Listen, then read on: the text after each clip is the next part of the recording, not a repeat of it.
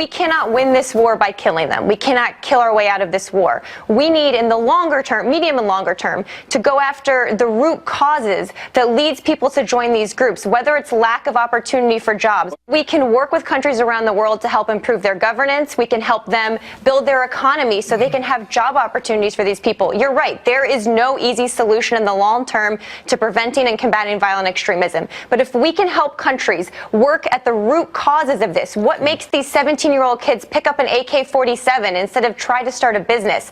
Maybe we can try to chip away at this problem. That, of course, the infamous observation of State Department spokeswoman Marie Harf. And that has prompted a lot of discussion and a whole lot of criticism. I mean, the notion that, hey, find these terrorists jobs. It'll keep them from terror. Let us be rejoined now by our friend Betsy McCoy from Newsmax New York. And we welcome in the managing editor or senior editor for The Stream, which is an online website and someone I know fairly well for purposes of full disclosure. She worked on a certain Senate campaign in 2010 in Arizona. It's Rachel Alexander. Rachel, thanks for joining us this morning on America's Forum. Hi, JD. Thanks for having me. It's been a couple years. Yeah, it's been a little while here, and it's been one provocative observation after you there on The Stream. What is your primary beef with Marie Harf and her observation?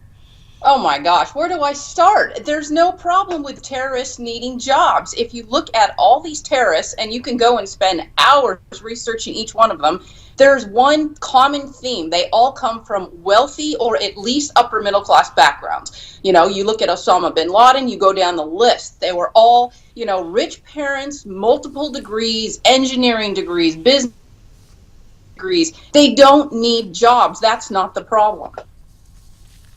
Well, Rachel, what do you think we should do when we have a president and an administration that would like to label this problem a problem of joblessness rather than Islamic terrorism? Where do we go from here?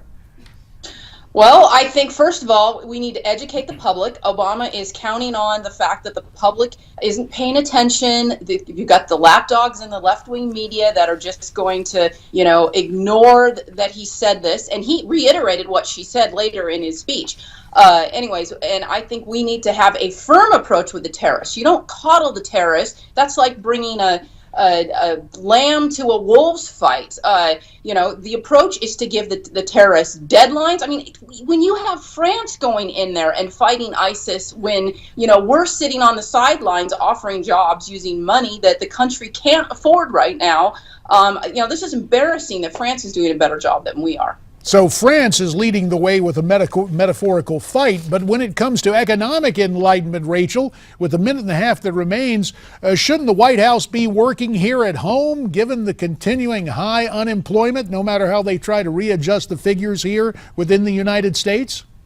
Absolutely. I mean, and our own citizens aren't the ones who are terrorists. Why do we want to throw money at terrorists to give them jobs when they don't even need it, when we have thousands and thousands of American citizens here who still don't have jobs thanks to this administration and its failed policies? Well, I think you can get a glimpse of why I had a certain person by the name of Rachel Alexander serving on a campaign staff back in 2010. The outcome of that primary, not the fault of Ms. Alexander, but the candidate who addresses you right now, but so are the political wars. Rachel, we thank you for your insights.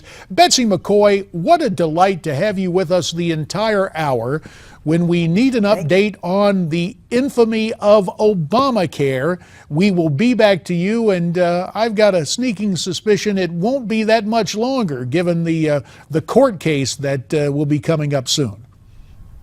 That's right. It will be in the top of the news next week. And we will be looking for you to drill down on that and give us the details that only you seem to provide, because, Betsy McCoy, you seem to be one of the few people who actually sits down and reads the thousands of pages of proposed legislation and the verbiage of the amendments that sadly became law. We'll be going through that Supreme Court opinion and other policy matters with you. But for now, Betsy, our thanks to you for being with us in Hour 1. In Hour 2, we'll be joined by Ray Flynn. Stay tuned.